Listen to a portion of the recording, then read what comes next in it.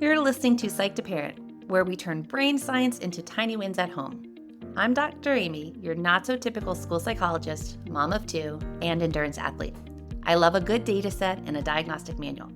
But I also forget permission slips, overthink IEP emails, and occasionally replay the moment I snapped at my kids in the car. In other words, I'm in the messy middle with you, not above it. This show is for parents of big feeling, big thinking kids who are tired of vague advice and Pinterest perfect behavior charts. Each episode, I'll pull back the curtain on what I see in real evaluations, school meetings, my private practice, and my own kitchen, and translate the research into simple scripts, tiny routines, and nervous system friendly tweaks you can actually use. Think of it as a nervous system rehab meets mindset coaching meets a smart, slightly spicy, non-judgy friend in your earbuds.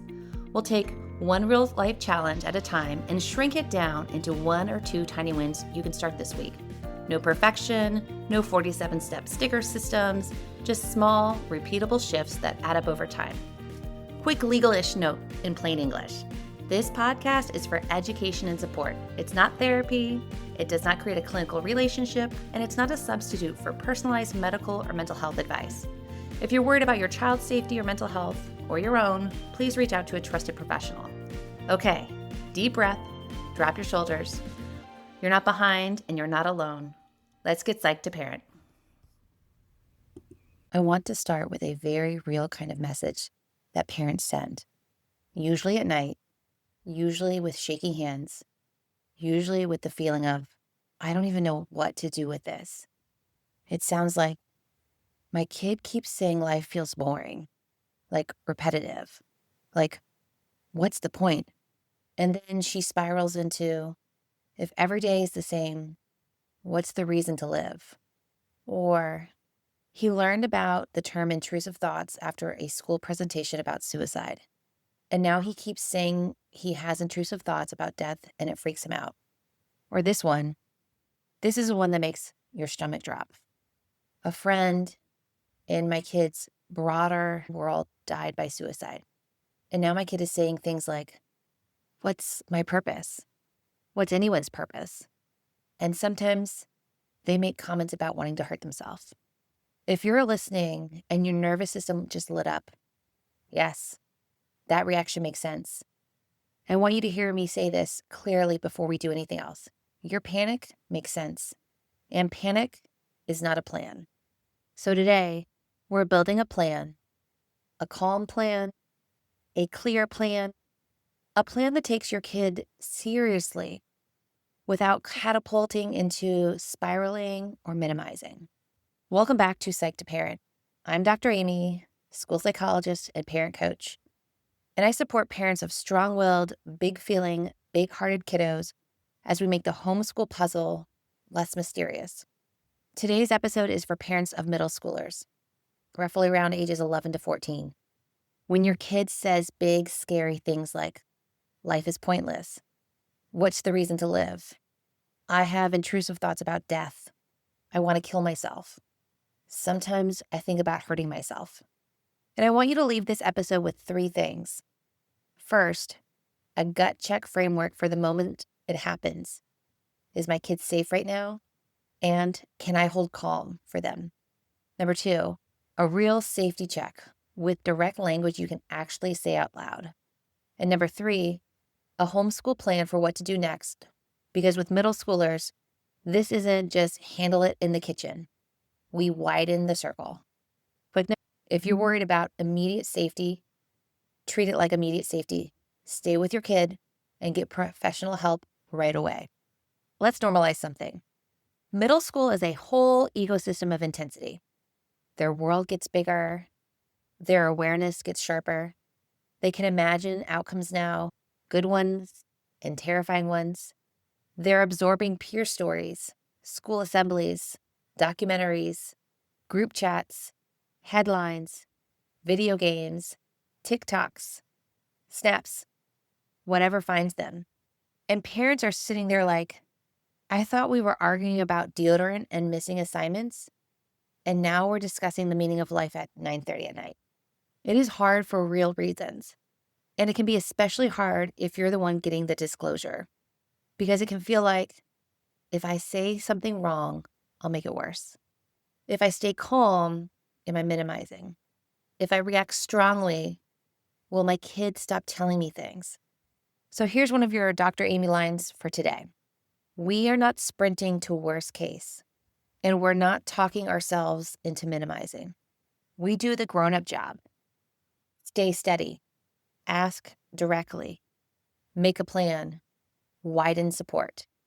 Let's talk about why this shows up in middle school without making it weird or overly clinical researchy.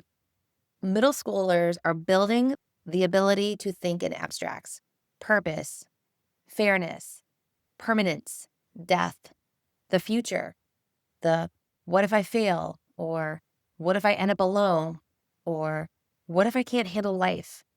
And sometimes that new mental capacity shows up as existential anxiety, not because your kid is dramatic, because their brain has upgraded the software and nobody gave them a user manual. Also, if your kid has anxiety, depression, ADHD, learning differences, or is socially struggling, their brain can default to looping, catastrophizing, scanning for danger, or getting stuck in repetitive thoughts. So when a kid says intrusive thoughts, sometimes what they mean is, my brain keeps throwing scary pop-up ads, and I don't know how to close the window. And yes, sometimes what they may mean is, I'm having thoughts of hurting myself. Our job is not to guess. Our job is to sort. Here's a concept that shows up in the research around scary events. Adults are coached to check in with themselves first so they can feel calm and grounded, and then create a safe space for kids to share what's inside. That matters here too, because your nervous system as a parent sets the temperature. Also, when kids are overwhelmed, the most helpful adult response is often calm, empathic, and focused on what the words are trying to communicate. That's true with younger kids, and it still applies here. Strong language can be a signal of intense emotion, and sometimes it's also a signal of risk. We hold both. So here's our middle school version. Middle school big words can be both a signal of emotional overload or anxiety spirals, and or a signal that we need a safety response today, which brings us to the framework. I call this the 2-question gut check. When your kid drops a scary sentence, I want you to do this internal check. First, is my kid safe right now? Are they alone? Are they escalating? Are they talking about self-harm in a way that feels urgent or specific? Do I see anything that raises immediate danger? 2, am I able to hold calm right now? Because if you're flooded as the adult, your next step might be bring in another adult. Take 1 minute to regulate your body, or move the conversation to a place where you can be steady. This is where the privilege piece matters. And I say this oftentimes in my own clinical work with kids and parents. I believe in my heart of hearts, it is an absolute privilege to serve children and families in my practice. I believe I'm called to do it. I also believe it is a privilege to be a safe adult. Your kid is telling something that is really hard. And if your child opens up to you, I want you to hold on to that. It is a privilege to be a safe adult your kid is telling. Because what is even scarier, honestly, is when kids don't tell anybody. Just speaking that out loud, recording this in my office by myself just gave me goosebumps. Because that's what I worry about the most. That's one of the things that keeps me up at night. So if your kid is telling you scary thoughts, that is not good news per se, but it's information. And it's information we can act on. Well, let me put my school psychology hat on and give you the version you can keep in your back pocket. In schools, when a student is suspected to be at risk for suicide, best practice is this. Don't leave them alone. Don't let them leave unescorted, even to walk down the hall or go to the bathroom. And schools are typically expected to notify a parent or guardian and take it seriously, even if a student denies intent. Make sure the student is released only to an adult who can ensure safety, not just take the bus home. And also, this is big. You may hear people mention things like no suicide contracts, like promise me you won't. But according to the National Association of School Psychologists, written safety contracts can create a false sense of security and reduce clinical caution. So instead, the emphasis is on collaborative safety planning for your kid. So here's the translation. We don't do pinky promises, we do plans.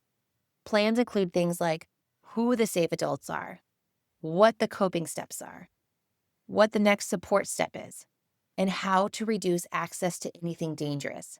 Now, as a parent, you're not running a school risk assessment, and you don't need to, but you can borrow this posture.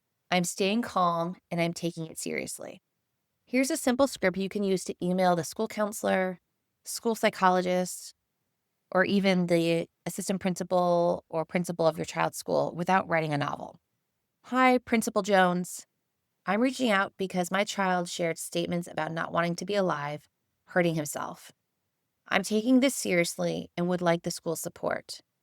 Can you please have a trained school staff member check in with him today and let me know the outcome and next steps? I am also requesting that he is not left alone if any safety concern comes up during the day. I'm available by phone at, say your number, and can pick up if needed.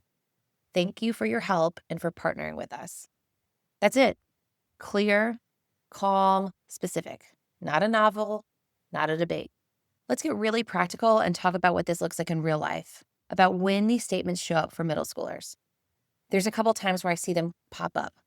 One of them is after school, where they've held it together all day, they've absorbed a lot of social stress, academic stress, being perceived stress, and they've collapsed into the safest space, AKA with my parents at home. Another place where this pops up is at bedtime.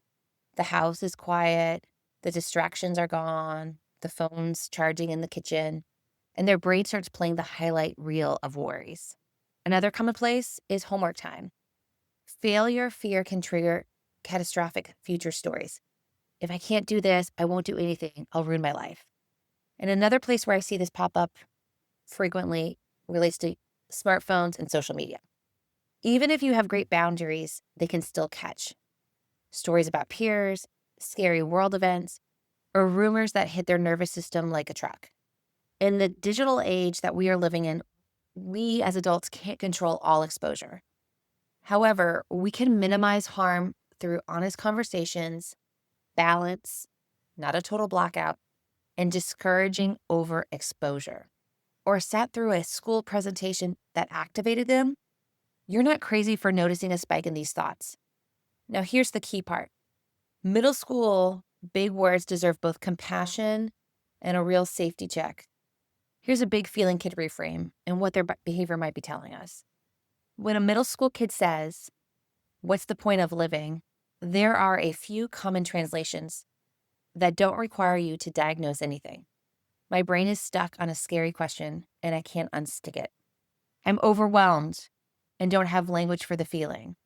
I'm grieving or shaken by something I learned. I'm afraid of failing and my brain is writing the worst possible ending. I'm lonely. I feel like I can't turn my thoughts off. And here's another important reframe, especially if your kid also has self-harm behavior. In the literature, we call it non-suicidal self-injury. The acronym is NSSI. It's defined in the research as intentional self-injury without suicidal intent and not socially sanctioned, and it's often linked to emotional distress. It can function as a way to temporarily reduce overwhelming negative emotion. And this is important. NSSI and suicidal behavior can co-occur, meaning they can both happen. And NSSI can be an important risk factor for suicidal behavior, which is why we take it seriously and widen support. So I want to say this with care. We don't punish disclosure. We don't dramatize it. We respond with steadiness and safety, because the goal is not to make your kids stop saying it. The goal is to make your kids safe enough to keep telling the truth and supported enough to build skills and get help. Let's talk parenting scripts. Here are 4 parenting scripts that you can try. Script number 1, the first 20 minutes of any scary statement. Okay, I'm here. Thank you for telling me. I'm going to stay calm and I'm taking you seriously. Then you can move to the sort. Script number 2, this is the direct safety check where we do it with calmness and no drama. You can say, I need to ask you a direct question. Are you thinking about hurting yourself? Yes or no? And if they say yes, or they say I don't know, or they get weirdly quiet, okay, thank you for telling me. I'm staying with you and we're getting help today. And you act, you don't overtalk. Script number 3, when you hear life is pointless or boring or repetitive, this is for the kid who's cynical, flat, or existential. I'm not going to argue with you or give you a motivational speech. I want to understand, is this more like everything feels pointless, or is this I'm thinking about ending my life? Then either way, you're not holding this alone. We're going to take the next step together. Script number 4 for when kids have intrusive thoughts and that kind of language. You can say, okay, thanks for naming that. When you say intrusive thoughts, I need to sort one thing. Are these scary thoughts that pop in, or are you thinking about hurting yourself? Then follow up and say, you're not in trouble for telling me. My job is safety and support. We're going one step at a time. Now, here's what to do if your gut check says this might be unsafe. I'm going to keep this simple because in these moments, complexity makes parents freeze. If your child answers yes or I don't know, or gives you anything that raises immediate concern, number 1, stay with them. Don't leave them alone. Number 2, reduce access to anything that could be used for harm. Do it quietly, not theatrically. Number 3, widen the same day. Contact your child's clinician if you have one, call your pediatrician, use local crisis resources, or go to an emergency setting if needed. Number 4, loop in school for support and monitoring the next day. And when we do this, this aligns with best practices from the National Association of School Psychologists about supervision and safety planning are the priority, not the promises.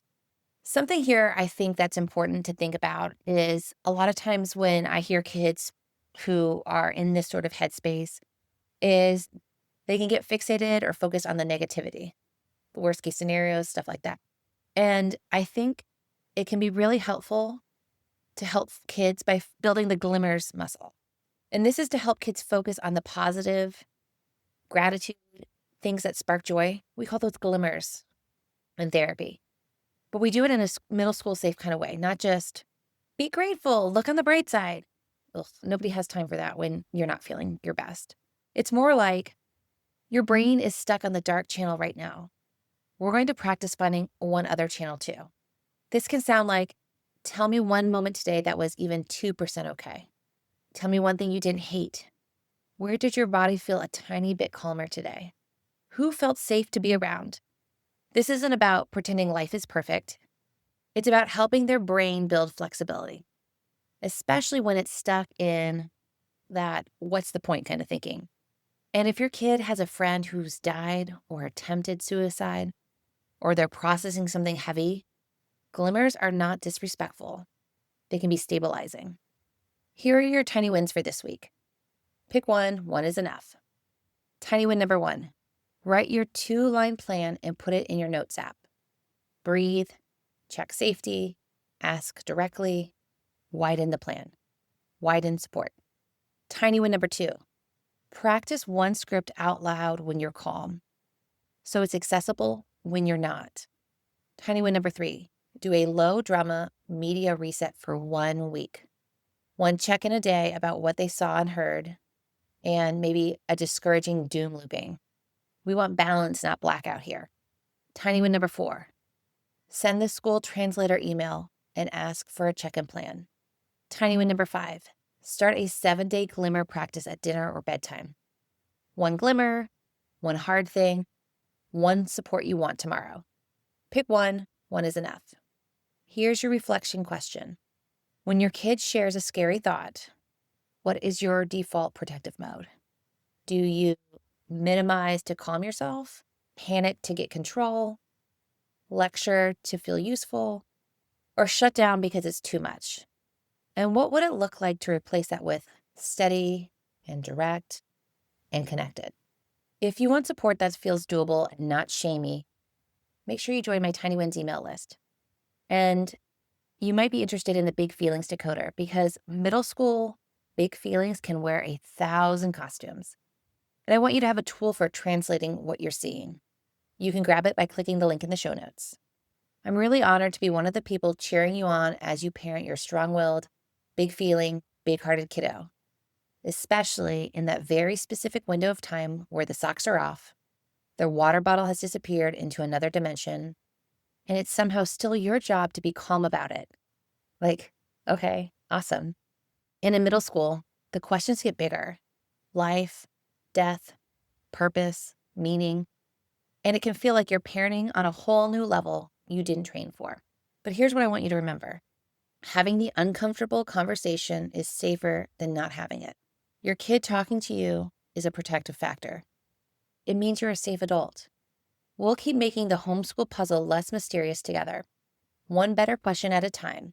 One same kid, different math reminder at a time. One steady safety check. One calm script. One glimmer practice. One email that's clear and firm without being a novel. And the next time you sit at that tiny round table in that tiny chair, remember, schools have expertise and you are the expert on your kid. Your insight is not extra, it's essential. You're not behind, you're building a partnership and you're building skills, yours and theirs, one small, doable step at a time. Until next time, friends. Thank you for hanging out with me on Psych to Parent. I'm Dr. Amy, your not so typical school psychologist, and I'm genuinely glad you're here doing this work instead of quietly white knuckling it and blaming yourself. Your tiny win from today's episode is simple. Do not overhaul your entire parenting style. Pick one idea, one sentence, or one tiny shift and try it in a low stakes moment this week. Then notice what changes, even if it is just by 1%. If you want more support, head over to psych2parent.com. You'll find show notes, simple scripts, and parent-friendly guides that go with these episodes. While you're there, make sure you join the Tiny Wins mailing list so you get weekly brain-based tips, real-life examples from my work with families, and first dibs on new workshops and resources. It's the easiest way for us to stay connected beyond the podcast. If this podcast was helpful, it really does matter when you tap follow or subscribe. Leave a quick review or text it to a friend who is parenting a big feeling, big-hearted kid too. This podcast is for education and encouragement. It is not therapy, and it's not a substitute for individualized care. If you're worried about your child or yourself, please reach out to a trusted professional in your area. You are not behind. You are not broken. You are building something new, one tiny win at a time. I'll see you in the next episode, probably with a cold coffee in hand, cheering you on.